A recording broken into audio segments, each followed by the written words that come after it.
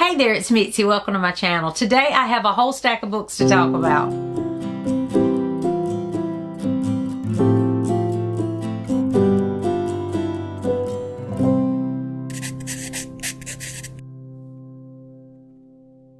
So today I do have this nice big stack of books to share for a reading update. I think for the past week, but probably a little bit longer than that because it's just been so busy. The days are running into one another.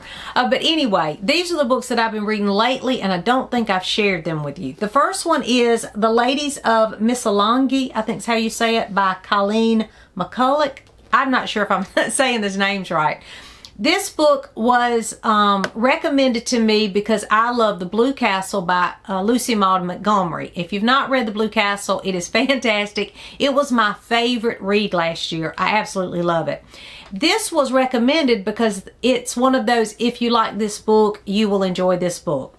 So this is supposed to be very similar to the premise of The Blue Castle, and I do see that. However, The Blue Castle was written in the early 1900s, I think, and this was like the 1980s or 90s, and you can tell it's time. Now, it is historical fiction. It's supposed to take place during the same time period as The Blue Castle, it seems.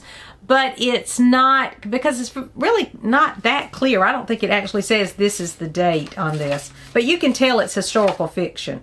Anyway, there are similarities, and I can see why this is recommended if you enjoy The Blue Castle. Unfortunately, it did not interest me as much as The Blue Castle. It was a good read. The story was interesting. I found the story easy to read. It's not very long. It didn't take me long to read. And I was interested in these characters. The problem was, morally, they're not my people. I just questioned the main character in the story makes a choice to lie. Okay, I'll just say, it makes a choice to just tell a lie, and there are no consequences to that lie, and it's justified all the way through the book. So for me, whenever that happened, okay, yes, we tell lies and we don't do things we're supposed to do, but if you're telling that in a story, normally there's a consequence to that, and they learn something from it, or they work it out in the story. You know what I mean? And in this one, it was encouraging this falsehood, and I just could not get on board with that. So there are some things that happen in the story, not just that I just did not agree with. So that part really dampened it for me. The story in itself, I do again see how it is. The premise of this is very similar to The Blue Castle. So I do see why this was recommended if you enjoy The Blue Castle, because the premise is very similar. But the writing is not quite up to par as the Montgomery book, and the characters are not quite as interesting as The Blue Castle. And then, of course, I had an issue with this moral decision in this story. I don't know, it just rubbed me the wrong way.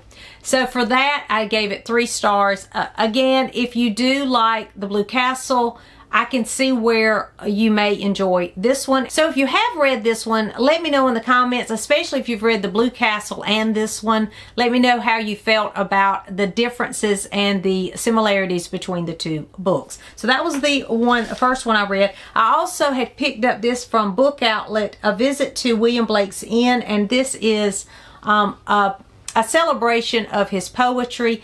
I thought this was a fun book. I loved the illustrations. The poetry was fun. It's a picture book, and it's just a poetry collection. Again, this was an okay read, so 3 stars for that one. It is a Newbery, so that's why I wanted to read that one. So that's another Newbery off my shelf. And then I read this. This was one that I really enjoyed because it's springtime, and I do enjoy gardening. I love to garden. I love being outside with the plants and the birds and the trees. And so I had picked up this at Book Outlet last year, and I had looked through it, but I had not read it, and I read this cover to cover over the past couple of weeks, and wow, I loved this book. This, I think, is a website. I think you can go to the Gardenista website and probably learn all of this information, but I think this is kind of like everything put together. Again, I picked this up at Book Outlet when they were having a sale, and so these books are expensive because they are high quality books. They're hardcover. They have beautiful photographs inside. So it is, more expensive, but on Book Outlet, I think it was half price. So I picked it up and I'm glad I did. In this particular book, they have different styles of gardens. And so each one, it says 13 gardens we love and why they work. So you start with the owner of the garden. They tell you a little bit about the gardeners, like this couple. I think they're in California or somewhere. And then it has pictures of their garden, a little bit of history of how they made the garden work for their area and the house that they live in. And then, of course, just gorgeous pictures of these gardens. I really loved it. The best thing for me for each one of these 13 gardens was at the end of each section on the garden, it said still this look. And so there was a section where you could, if you liked that particular style of garden, you could kind of pull some of those elements into your own garden. So I liked that about it. And it had, like this one has 5 different things from that garden that you could do. So I loved this. There's more to it than just the 13 gardens. At the back, there's a whole catalog of, tips and tricks and budgets, things for your budget. I will say though, these people in these gardens have more money than I do. So I will say these are fancy gardens, not like your average middle class backyard garden that I think of, that I have. My garden is very budget friendly, and it's just things I've picked up, over time. I have accumulated over all the years that I've lived in this house. But I did find this inspiring. I loved seeing the beautiful gardens. I mean, I will look at gardens, these beautiful historical gardens that, are built around castles or whatever. And I'm inspired by those. And so it's not about having the money that they have to build the grand garden that they do, but it inspires me of some of the plants I might want to grow that have that same look or whatever. Because, these gardens were from all over the world. Well, a lot of these plants won't thrive in my backyard. So you have to think about those things too. But if you are interested in beautiful garden photography, yes, pick this up. If you want just some inspiration for your own garden, I highly recommend the book because I enjoyed it. And I don't have a lot of money to spend on a garden, but I did find some tips and tricks from reading it, and I will pick it up from time to time for just some inspiration. And if nothing else, the beautiful pictures. So I enjoyed that. And then I picked up Sun by Lois Lowry. This is the last book in the Giver Quartet. I loved this series.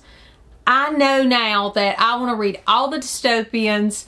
This was fantastic. And thank you to those who have commented as I've been reading through this series. You've given me some great ideas for more dystopians, so thank you for that. And so I've been adding those to my list. Right now, actually, my son and I are reading a classic dystopian. I'm not going to talk too much about it here. We're about finished, though. In about a week, probably, we'll finish that. And that's been very interesting too. So thank you for all your comments and recommendations. Again, if you have any other recommendations for dystopians, let me know because I am making a list of those. But this was the final book in Lois Lowry's The Giver Quartet. And it was, again, fantastic. This one was a little bit longer. The first 3 are super short. They're not long at all. And they were real page turners. And this one started that way, but she didn't need this much. I think that, I don't know if she, was ready to just wrap this up. I'm not sure.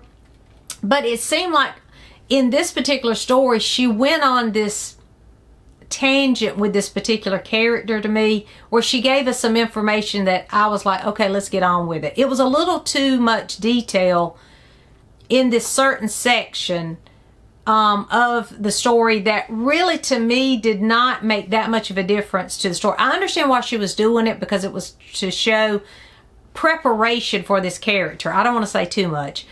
So it's like training preparation for something that this character had to overcome or do. And so I do understand why she took us through the process. I just thought that it was way too detailed and took way too much time of the book to show us that process. I didn't think it was necessary.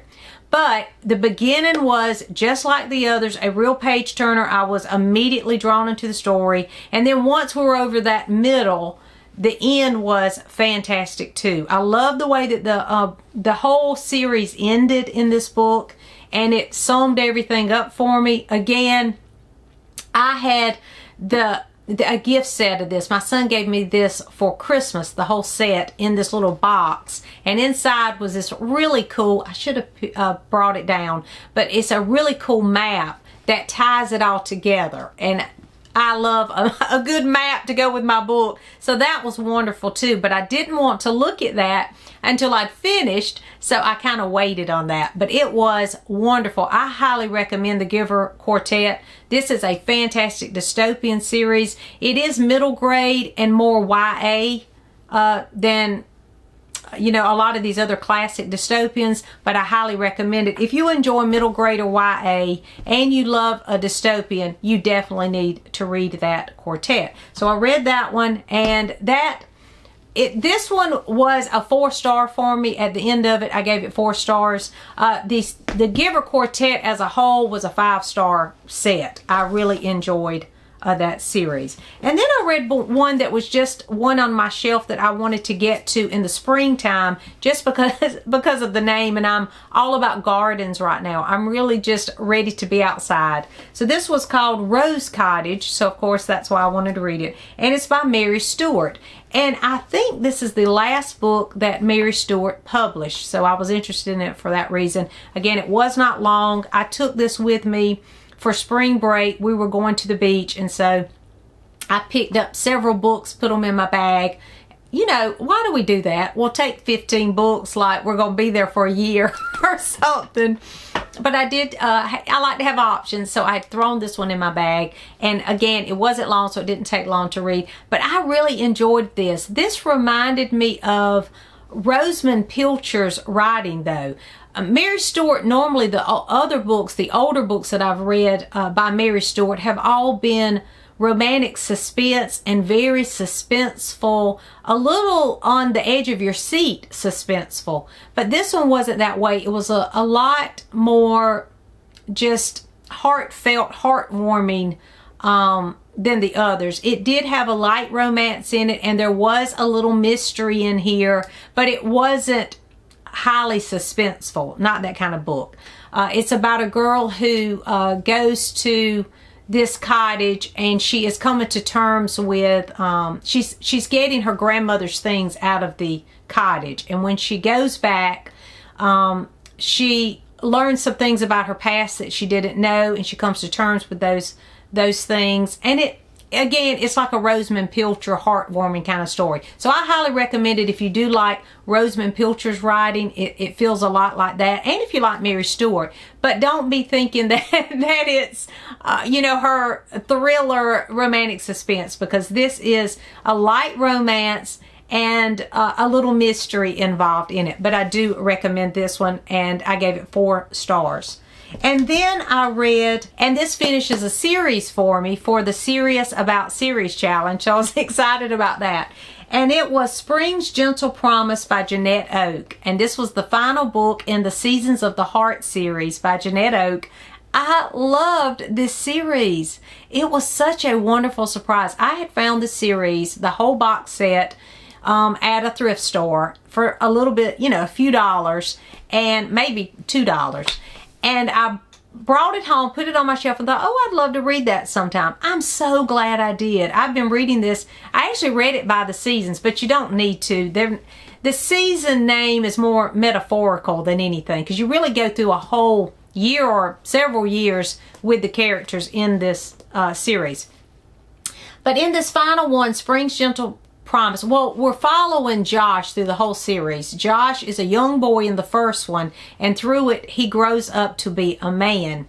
And this was the best one of the series. I cried, I know, 3 times in this. And I'm not a big crier when it comes, I mean, you know, I cry in books, but not like I did in this. There were so many wonderful scenes that were just tear-jerking scenes in this particular book. And because I have grown to love Josh and his family and his friends in this community, it all came together in this book at the end. And she did such a great job of pulling me through this man's story, his journey, and I felt like I was a part of his family by the end of it. So I was really rooting for Josh and his family. And in this one, I think it's like the Great Depression, because they start having some problems with the crops. People are struggling. But in all of the books, it's, you know, it is Christian fiction. It's historical Christian fiction. And, you know, sometimes in those books, they're a little preachy, or they make it seem a little more happily ever after than what we would feel like it would be. But in these books, she doesn't do that. I mean, yes, they are Christian fiction, and he is a Christian person, so, you know, he views the world that way.